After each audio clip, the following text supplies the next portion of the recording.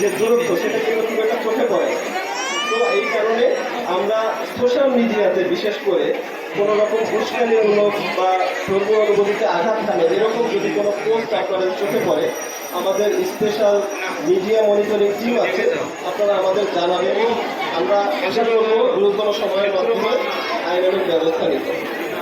সার্বিকভাবে আপনাদের এই ব্যাপক জনসমাগম এবং উপস্থিতি মহানবমীর এই দিনে আমার অত্যন্ত ভালো লেগেছে এবং আশা করব বিজয়া দশমী এবং পূজাপতির অংশগ্রহণের সময় পর্যন্ত আপনাদের এই উৎসবমূলক পরিবেশ এবং সার্বিক পূজার যে ধর্মীয় যে আচার কানুন আছে সেটা আপনারা যেভাবে আপনাদের সুন্দরভাবে পালন করার কথা সেগুলি সব করতে পারবেন, নিরাপত্তা সুনিশ্চিতভাবে করতে পারবেন এবং আপনারা আমাদের জন্য প্রার্থনা করবেন যেন আমরা দেশ ও জনগণের সেবায় নিজেদের নিয়োজিত রেখে আপনাদের নিরাপত্তা বিধানে এবং আইন শৃঙ্খলা রক্ষায় আমাদের উপর যে অর্পিত দায়িত্ব রয়েছে সেটা আমরা সুষ্ঠুভাবে পালন করতে পারি।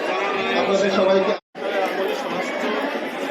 উপদেষ্টা মহোদয় নির্দেশনা আমরা পেয়েছি পূজা মণ্ডপের এবং সার্বিক পরিস্থিতি এবারের দুর্গাপূজার উপলক্ষে আমাদের জন্য অনেকগুলি নির্দেশনা কিন্তু এসেছে। 24 সেপ্টেম্বর থেকে মাঠ পর্যায়ে নিয়োজিত আছে।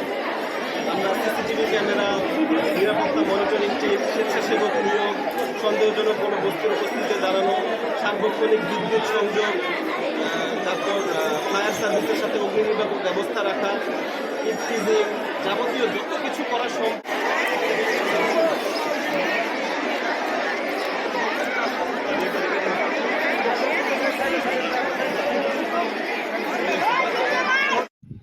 চোখ রাখুন এআই টিভিতে, সত্য প্রকাশে আমরা বিশ্বাসী।